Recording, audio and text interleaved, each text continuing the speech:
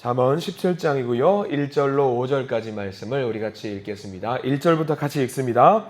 마른 떡 한 조각만 있고도 화목하는 것이 제육이 집에 가득하고도 다투는 것보다 나으니라. 슬기로운 종은 부끄러운 짓을 하는 주인의 아들을 다스리겠고 또 형제들 중에서 유업을 나누어 얻으리라. 도가니는 은을, 풀무는 금을 연단하거니와 여호와는 마음을 연단하시느니라. 악을 행하는 자는 사악한 입술이 하는 말을 잘 듣고 거짓말을 하는 자는 악한 혀가 하는 말에 귀를 기울이느니라. 가난한 자를 조롱하는 자는 그를 지으신 주를 멸시하는 자요, 사람의 재앙을 기뻐하는 자는 형벌을 면하지 못할 자니라. 아멘. 오늘 이 말씀 가운데 하나님의 은혜가 넘치기를 간절히 기도하고 소망합니다. 우리 기도하는 마음으로 먼저 고백합니다. 하나님과 동행하겠습니다. 아멘. 옆 사람 축복하면서 하나님과 동행하세요.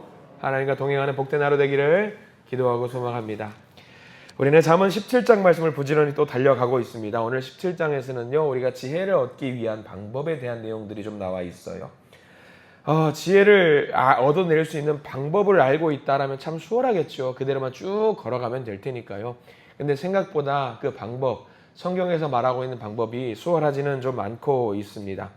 어떻게 하면 되느냐? 3절 말씀이 아마 힌트가 될 것 같아요. 우리 3절 말씀 보면 이렇게 나와 있죠. 같이 읽어보겠습니다.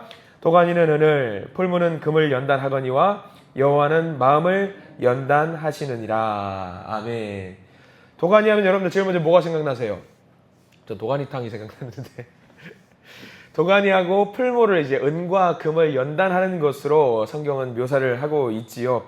쇠를 녹이는 큰 용기 그릇이잖아요. 용광로 같은 거, 풀무는 용광로를 말하고요.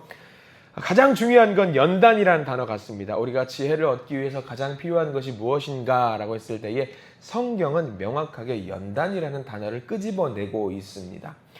사용할 수 있는 금속을 만들기 위해서, 귀금속을 얻어내기 위해서 원석에서 녹이잖아요. 녹여가지고 불순물을 제거하는 과정을 밟습니다.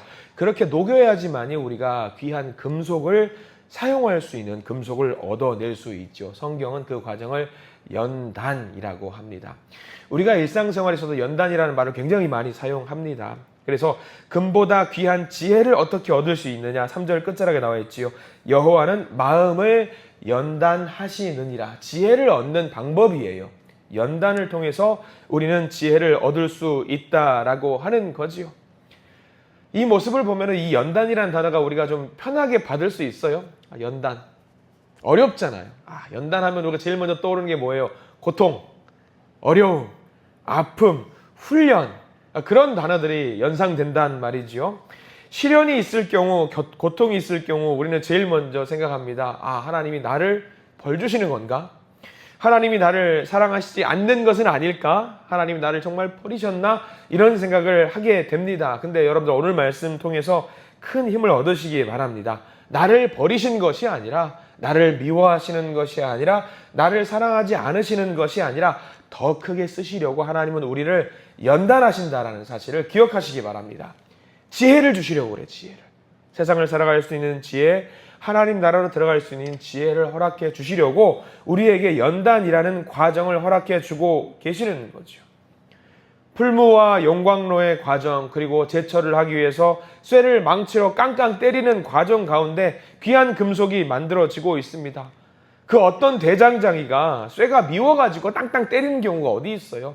귀한 금속을 만들기 위해서, 귀금속을 만들기 위해서 망치를 고 땅땅 때리는 거 아니겠습니까? 맞는 입장에서는 속상하죠. 왜 나를 때리나? 그렇잖아요.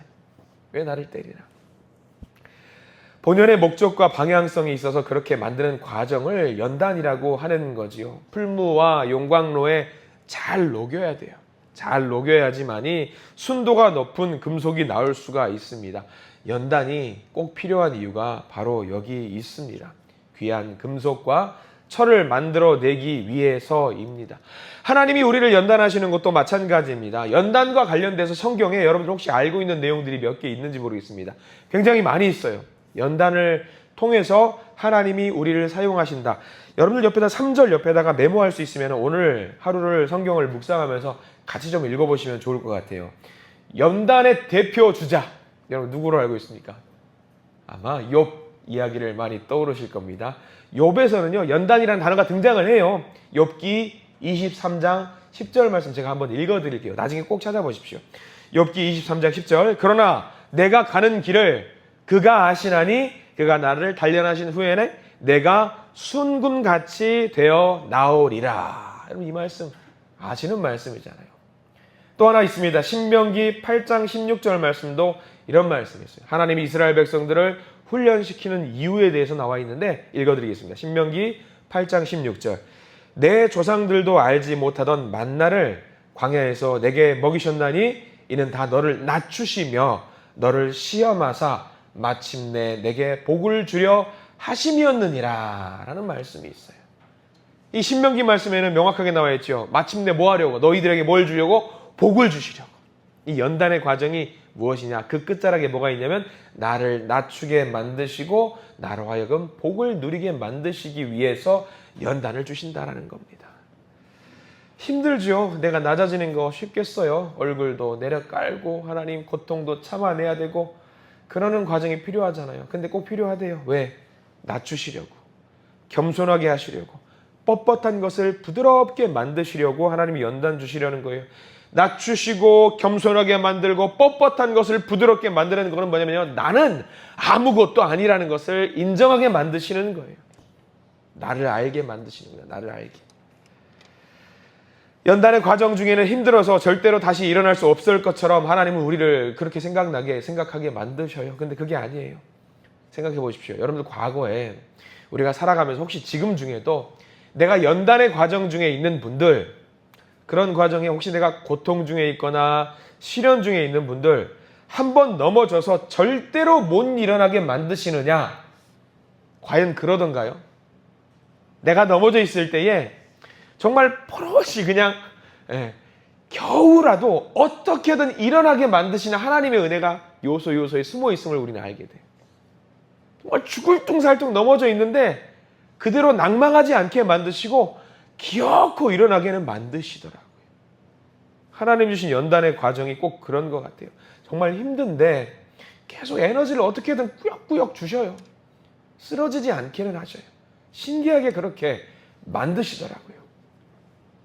성경 말씀에서 뭐라고 하거든요. 그 끝에서 야 내가 하나님 없이는 안 되는구나. 하나님 없으면은 안 되는구나. 그걸 알게 만드셔요. 그 연단의 과정 속에서. 그 고백을 하게 만들어요. 그게 연단이더라고요. 가만히 생각나는 거예요. 이런 모든 과정들을 생각해 보니까 연단의 목적이 뭐냐라고 생각을 했을 때에 하나님만 바라보게 만드시려고 하나님만 바라보게 만드시려고 우리에게 연단의 과정을 허락하시는 것 같더라고요. 내가 눈으로 보니까 세상에는 좋은 건 많아요. 좋은 것을 따라가면은 저게 멸망의 길이라는 것을 알기 때문에 연단을 주시는 거예요. 그거 아니다. 그 길 아니다라는 것을 알게 만드시는 거죠. 그 연단의 끝자락에서 내 믿음이 단단해져요. 내 믿음이 정말 순결하게 되고요. 정결하게 되더라고요.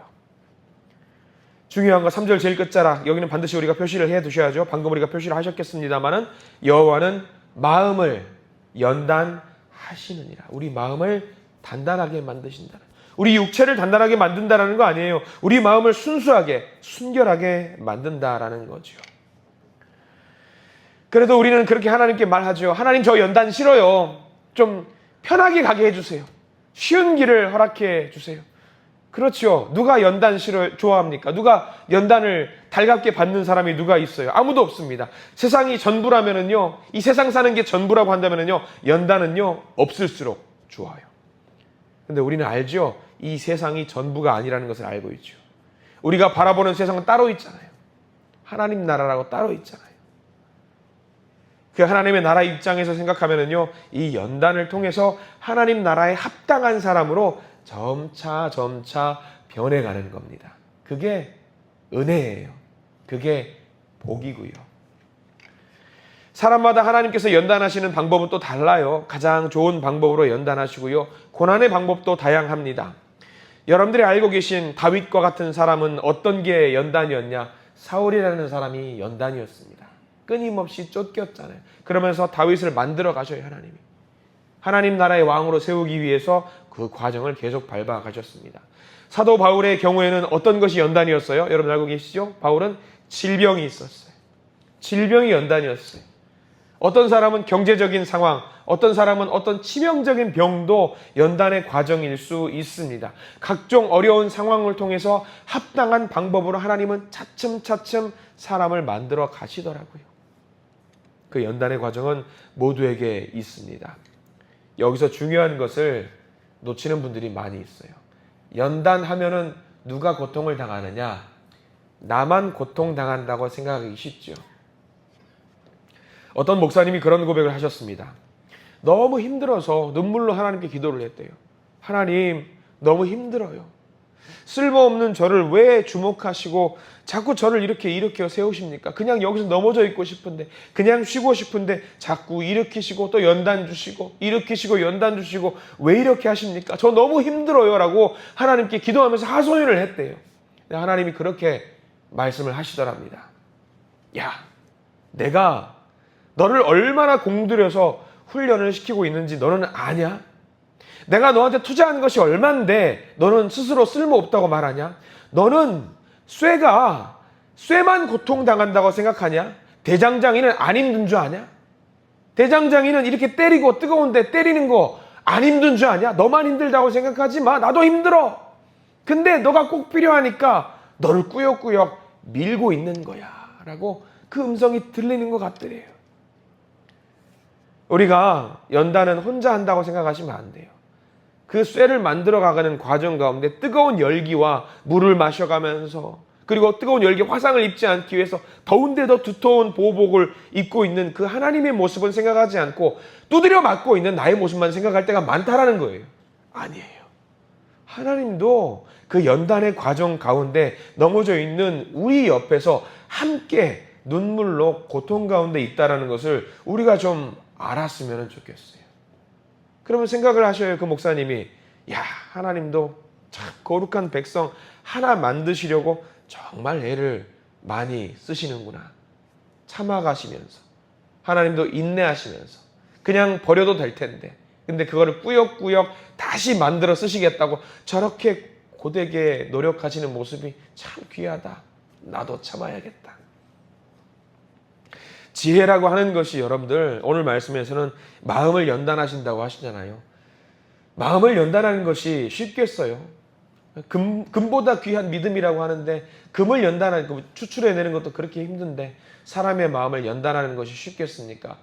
어렵겠죠. 어렵겠죠. 우리가 결단하면은 지혜가 얻어진다라고 계속 우리는 말씀 가운데 드리지만, 결단한다고 짜잔 하면서 지혜가 우리의 몸 안에 들어오냐는 거예요. 아니라는 거예요. 엄청나게 큰 원석을 녹여서 불순물을 제거하면서 그제서 조금씩 작은 금속이 나온다든가 보석이 나온다든가 하죠. 조금씩 모으는 거예요. 그래서 많이 모아서 결국 사용할 수 있는 귀금속을 만들어내는 거예요. 특별히 오늘 본문에서는요, 이 지혜를 얻은 사람이 일상생활 속에서 어떤 모습으로 살아가는지가 쫙 나와 있어요. 여러분 오늘 17장 말씀을 반드시 읽어보십시오. 우리가 어떻게 살아가야 되는지, 그 지혜를 얻은 사람이 어떤 마음으로 살아가야 되는지 나와 있거든요.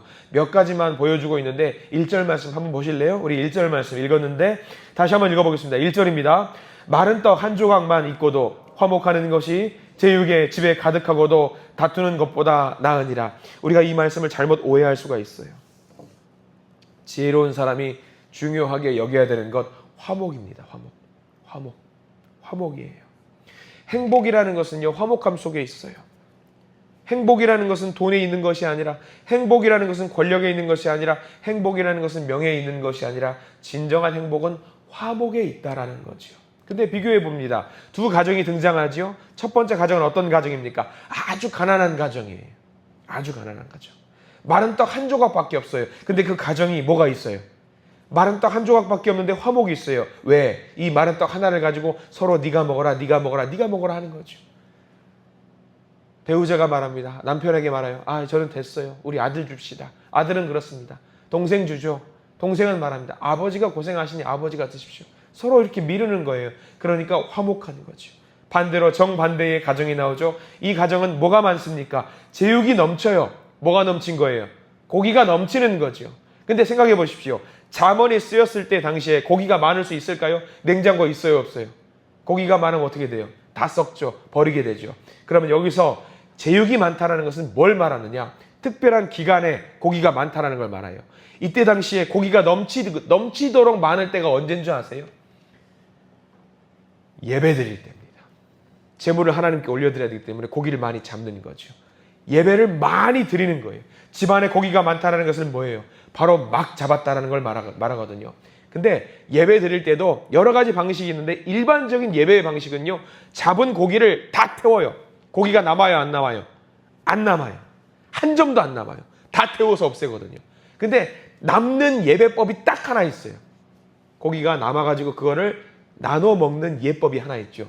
정말 기가 막히게도 그 예배법은 뭐냐면 화목제라고 합니다. 화목제. 하나님 우리 가정 화목하게 만들어주세요.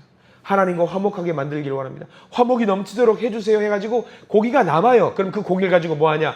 화목하게 나눠 먹어요. 근데 이게 보세요. 제육이 많다라는 것은 이 가정에 뭘 많이 드렸다라는 거예요. 화목제를 드렸다라는 거예요. 화목제를 하나님께 드렸는데 화목하지 않다라는 거예요. 정말 아이러니한 거죠. 아이러니한 거죠. 화목이 없는 걸 말해요. 예배를 드렸는데 화목함이 없는 거예요. 지금 우리 시대로 딱 적용해 볼까요? 어떤 집이 예수를 독실하게 믿는, 정말 열렬하게 하나님을 사랑하고 예수를 믿는 집이에요. 신앙도 있고 예배도 잘 드립니다. 물질도 풍성해요. 누가 봐도 예수를 믿는 복 받는 집이다. 근데 그 가정 안에 뭐가 없어요? 화목이 없어요. 말이 됩니까? 근데 그런 가정이 있다라는 거예요. 왜 없는 줄 아세요? 여러분들 1절 옆에다가 메모를 해주시고 반드시 읽으셔요. 이 세상에서 여러분들 화목할 수 있는 유일한 길을 로마서 5장 10절 말씀이 우리에게 알려주고 있거든요. 로마서 5장 10절 제가 읽어드립니다. 로마서 5장 10절 화목하게 되기 위한 유일한 방법 한번 들어보십시오. 곧 우리가 원수 되었을 때에 그의 아들의 죽으심으로 말미암아 하나님과 화목하게 되었은즉 화목하게 된 자로서는 더욱 그의 살아나심으로 말미암아 구원을 받을 것이니라. 화목하게 될 수 있는 유일한 방법 뭐죠? 예수 그리스도. 예수 그리스도.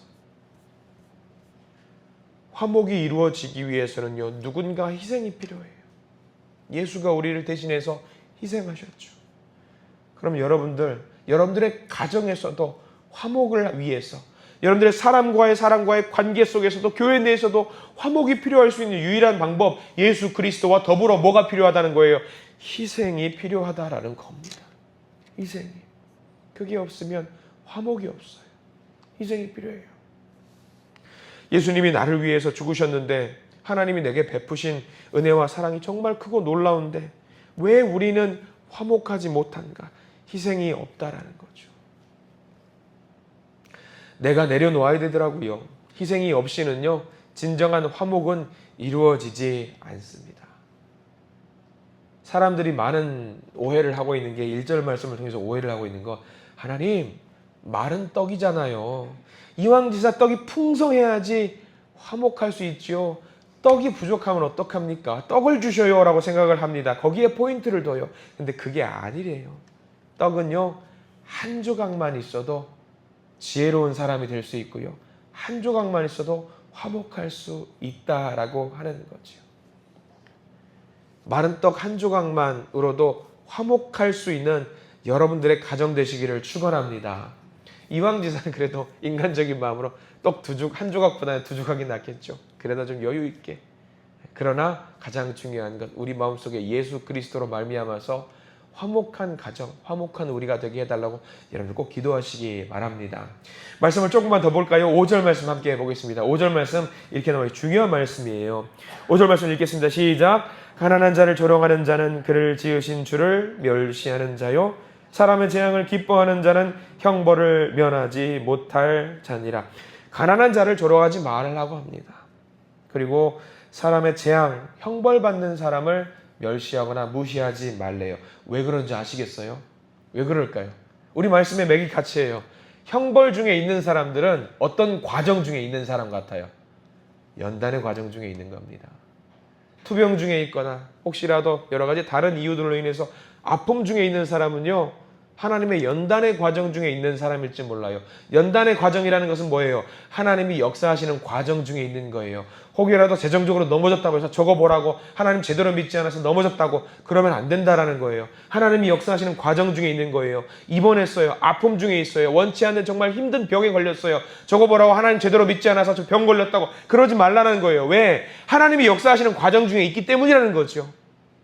연단의 과정 중에 있는 거예요. 하나님이 더 크게 쓰시려고 그 사람을 그 과정 중에 있게 만드신 것일 수도 있다는 거예요. 하나님의 훈련받고 있는 사람들, 그럴 수도 있다라고 하는 거죠. 우리가 조심해야 되는 거죠. 이런 식으로 17장 말씀은요, 한 절 한 절 말씀이 이 연단의 과정 끝에 지혜를 얻는 것에 대한 이야기를 우리에게 해주고 있어요. 뭐 정리하면 이런 말씀 드리겠죠. 살다 보면 우리가 연단이 있는데 그 연단 속에서, 고통 속에서, 시련 속에서 낙심하지 말아라, 원망하지 말아라. 그 과정 끝에 정금과 같이, 순금과 같이 우리를 일으켜 세우실 때가 있을 것이다. 그렇게 해서 우리에게 지혜를 주실 하나님을 원망하지 말고 이 정직의 과정을 끝까지 걸어가라. 이 과정의 말씀을 17장 말씀은 우리에게 이야기를 해주고 있습니다. 이런 연단의 과정 가운데 있는 분들 너무 낙심하지 마십시오. 기도하시고 하나님 배신하지 마시고 원망하지 마시고 하나님 바라보면서 한 걸음 한 걸음 걸어가십시오. 이러한 삶 끝에 비록 힘들지만 이 과정을 이겨냈을 때에 복을 주시려고 기다리시는 하나님의 손을 우리는 붙잡을 수 있게 될 줄 믿습니다. 오늘 이렇게 꼭 기도하십시오. 하나님, 우리가 살면서 연단받을 때가 있습니다. 도가니로 풀무로 보석을 만들어내는 것처럼, 강력한 강철을 만들어내는 것처럼 순수한 믿음의 사람이 되게 해 주시옵소서. 하나님 나라에 합당한 사람이 되기 위해서 하나님 우리의 마음을 연단하신다고 하셨사오니 우리의 마음을 주장하여 주시고 견고하게 우리의 마음이 하나님 보기 합당한 사람 되게 해 주십시오. 그런 기도를 하나님께 올리시기 바랍니다. 더불어서 화목한 자가 되게 해주세요. 화목한 가정 되게 해주세요. 화목한 교회, 화목한 공동체 되게 해주세요. 그런 기도를 올리시고 응답받으시는 저와 여러분들 되시기를 이 시간 간절히 축원합니다. 기도하겠습니다. 주님, 인생을 연단하시는 살아계신 하나님, 도가니와 풀무를 통해서 보석을, 금속을 만들어 내시는 것처럼 우리의 마음을 연단하셔서 귀한 하나님의 자녀로 삼으시는 그 역사의 과정 중에 제가 서 있음을 고백합니다. 왜 나에게 이런 일이 일어납니까? 그렇게 하나님을 원망하지 말게 하시고 하나님의 마음을 알고 주님이 원하시는 정금이 되게 해 주시옵소서. 지혜를 얻은 자가 되어서 화목하게 해주시고 원망하지 말고 다른 사람 무시하지 말고 정직하게 하나님만 바라보면서 주님의 향기 드러내며 살게 해 주시옵소서. 존귀하신 예수 그리스도 이름으로 간절히 기도드립니다. 아멘.